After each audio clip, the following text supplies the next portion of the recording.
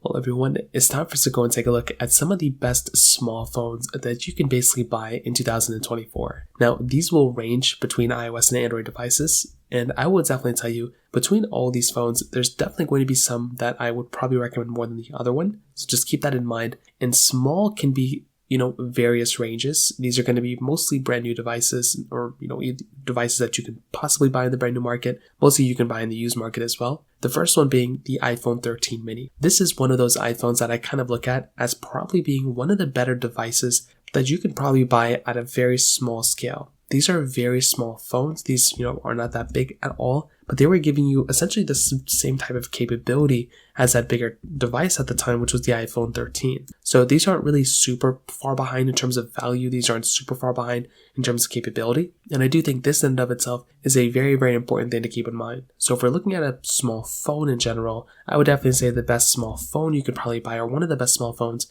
would probably come down to essentially the iPhone 13 mini. Now, another phone I would kind of throw in here, this might be a little controversial, is probably going to be the Samsung Galaxy S24. Now, this particular phone, it's not the smallest phone of all time. It still is a fairly big phone for the most part, but relatively to all the other devices that we have in the market, this is one of those devices that's probably going to be one of the smaller ones out there. It has a smaller display than the Plus and the Ultra model. It has about the same size display as the iPhone 15. And I would probably tell you, if I'm looking at a phone, this is probably one of the ones that I'd probably recommend people to look at, just because it is significantly, smaller than a lot of the Pro Max iPhones that we have nowadays. Especially when you look at the Ultra lineup, the Plus lineup, the Pro lineup from Google Pixel. It probably would make more sense for me to recommend this type of device than something like the Samsung Galaxy, S24 Plus for a small phone. Another phone I throw in here is probably the Google Pixel 8. This is also one of those devices that's very small, comparatively to the other phones in the market. Again, it's not as small as the iPhone 13 mini,